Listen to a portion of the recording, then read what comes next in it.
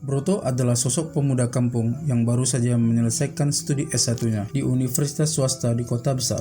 Pemuda ambisius ini menikahi wanita cantik, teman satu angkatannya, Desi. Desi sang bunga kampus yang berasal dari keluarga terpandang. Menikah tanpa persetujuan orang tua Desi adalah hal yang rumit bagi rumah tangga mereka. Mau tak mau, dengan rasa kecewa, ayah Desi menikahkan putri kesayangannya karena Desi terlanjur berbadan dua. Kesulitan ekonomi adalah masalah berat yang membuat Desi yang terbiasa hidup serba berkecukupan lama-kelamaan menjadi gerah dengan rutinitas yang ia lalui.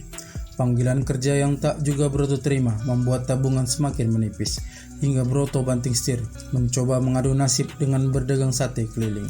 Setiap hari ia mendorong gerobak sate menjajakan dagangannya hingga larut malam, namun keuntungan yang ia dapat masih pas-pasan.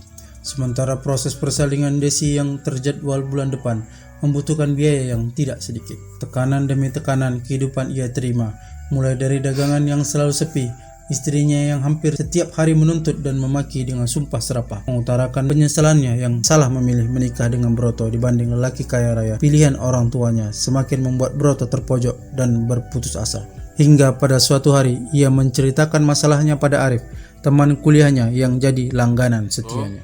Satu porsi kayak biasa ya. Oke Rif, sebentar ya, aku siapin dulu. Dagang sampai jam berapa kamu? Iya nih Rif, sepi. Jam 12. Sebentar lagi saya pulang kok. Oh iya, ada loker nggak Rif di tempat kerja kamu? Gini-gini saya kan S1.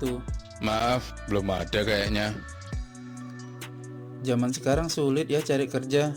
Saya ngantar lamaran, kesana, kemari, nggak ada hasilnya sama sekali.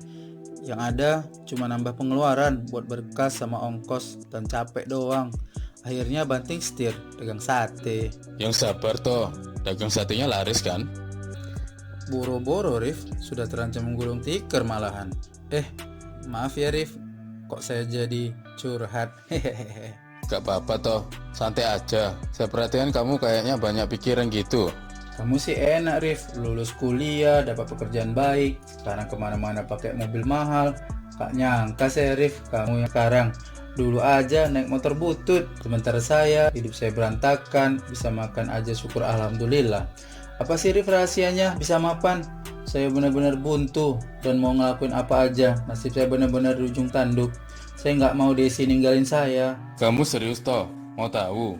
Emang ada rahasianya ya Rif? Kalau kamu mau, saya perkenalkan kamu dengan seseorang. Dulu, hidup saya juga susah, sama seperti kamu toh. Saya mau Rif. Rabu ini, jam 9 malam, saya tunggu kamu di sini ya. Ini alamat siapa Rif? Simbah, dukun sakti yang buat saya kaya raya. Kamu pikir-pikir saja dulu. Kamu masih simpan nomor saya kan? Saya duluan ya. Ini uangnya. Kembaliannya ambil saja buatmu. Sesampainya di rumah, Broto pun memikirkan ajakan Arif. Ia sangat bimbang karena jauh di lubuk hatinya dia menolak. Tapi dia terbayang perkataan Desi yang akan meninggalkannya bila ia tidak segera keluar dari keterpurukan ekonomi. Ia juga terbayang tuntutan keluarga di kampung untuk dikirimi uang setiap bulan.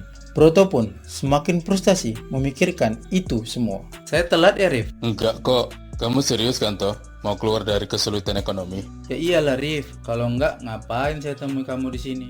Ya udah, kamu ikut saya. Malam Mbah. Ini orang yang tadi saya ceritakan. Perkenalkan Mbah, saya Broto. Saya Mbah Surdo, Surono Dodo. Saya tahu masalah yang sampean hadapi. Jadi kamu mau melakukan seperti yang temanmu lakukan? Yakin kamu siap? Yakin Mbah?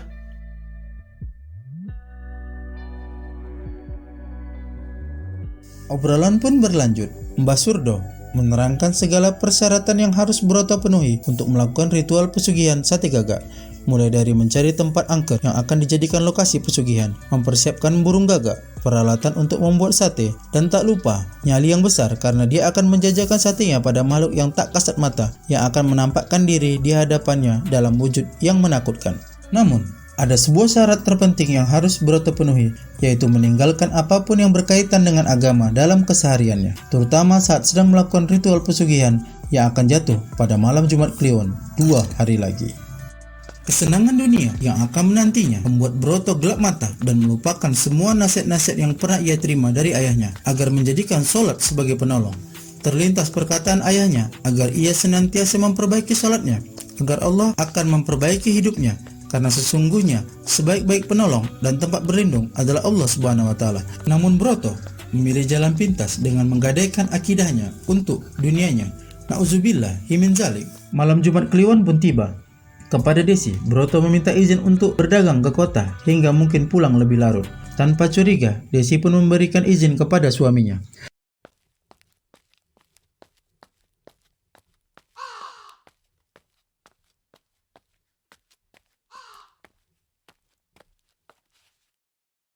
Sesampainya di sana, tepat pukul 1, Broto mulai dengan membaca beberapa mantra yang telah diajarkan Mbah Surdo, lalu menyembelih burung gagak yang telah ia persiapkan. Ia pun mulai membersihkan bulu-bulu hingga memotong burung menjadi kecil-kecil. Rasa takut mulai menghantuinya. Beberapa penampakan ia rasakan seiring aroma sate yang mulai tercium.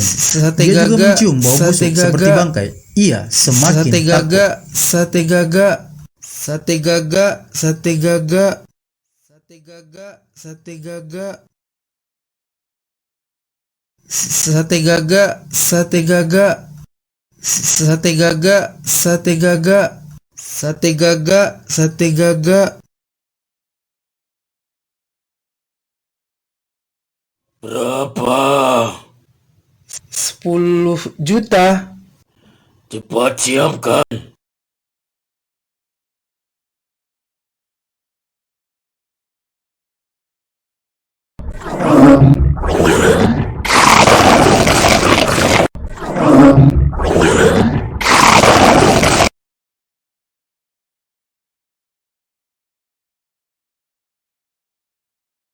Hehehe.